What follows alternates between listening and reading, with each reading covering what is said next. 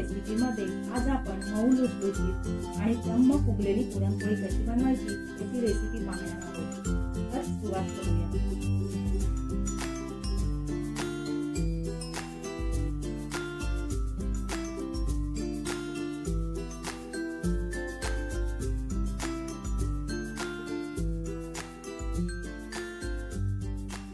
सर्वात प्रथम कणिक मळून घेऊया।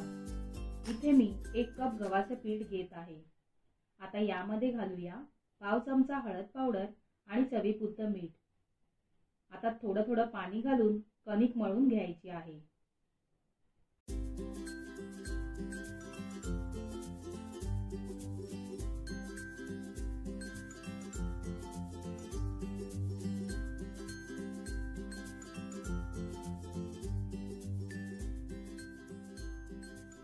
कणिक भिजून झालेली आहे।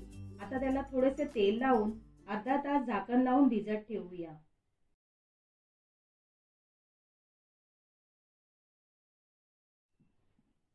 आता पुरणासाठी 1 कप चण्याची डाळ 2 ते 3 तास भिजून घेतली आहे।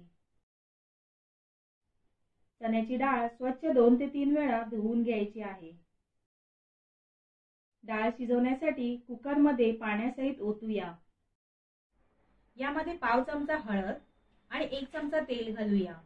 यामुळे डाळ मऊसूत शिजेल। कुकरचं झाकण लावून गॅसवर ठेवूया। 6 ते 7 शिट्या काढायच्या आहेत। तर 6 ते 7 शिट्या केल्यानंतर कुकर उघडून पाहूया। तुम्ही पाहू शकता डाळ चांगली मऊसूत शिजली आहे। आता एका भांड्यावर चाळणी ठेवून त्यात डाळ पाण्यासहित काढून घेऊया, म्हणजेच त्यातील अतिरिक्त पाणी हा भांड्यात जमा होईल। ह्या पाण्याची म्हणजेच कटाची आमटी बनवणार आहोत। आता ही डाळ एका कढईत काढून घेऊया। स्मॅशरच्या साहाय्याने डाळ घोटून घ्यायची आहे।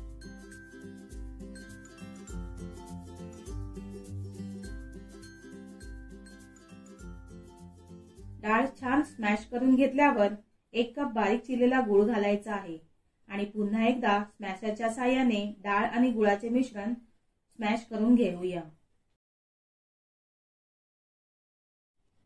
आता हे पुरण गॅसवर शिजवून घ्यायचं आहे।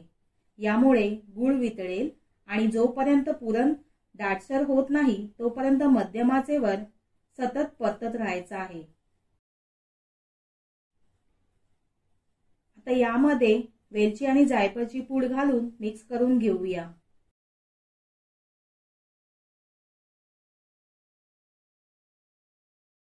तर तुम्ही पाहू शकता पुरण छान दाटसर झाला आहे। गॅस बंद करूया आणि संपूर्ण थंड करण्यासाठी बाजूला ठेवून देऊया। इथे आपली कणिक चांगली भिजली आहे। याला पुन्हा एकदा मळून घेऊ। आता पोळ्या करायला घेऊया। इथे मी गव्हाच्या पिठाचे आणि पुरणाचे गोळे आधीच करून ठेवले आहेत। तर एक पिठाचा गोळा घेऊया आणि त्याला तांदळाची पिठी लावून अशा प्रकारे वाटी तयार करून घ्यायची आहे। यामध्ये आता पुरणाचा गोळा भरून घ्यायचा आहे। पुरण आत दाबून अंगठ्याने पीठ वर उचलून सगळ्या बाजूने काठ असे एकत्रित आणून बंद करून घ्यायचा आहे। अशा प्रकारे उंडा तयार करून घ्यायचा आहे। अजून एक पुरण घेऊन उंडा तयार करून दाखवते।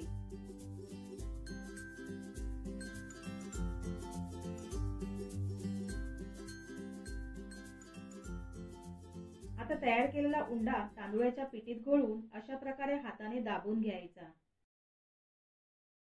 यामुळे सारण पोळीच्या कडेपर्यंत पसरलं जातं। आता तांदूळाची पिठी पोळपाटावर लावून त्यावर पुरणपोळी लाटून घेऊया। तर अशा प्रकारे पोळी मी लाटून घेतली आहे। आता तवा सुद्धा छान गरम झाला आहे।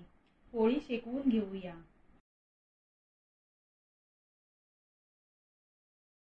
एका बाजूने शेकल्यावर वरून तूप लावून उलथवून घेऊन दुसऱ्या बाजूने देखील व्यवस्थित शेकवून घ्यायची आहे आणि नंतर त्यावर वरून तूप सोडायचं आहे.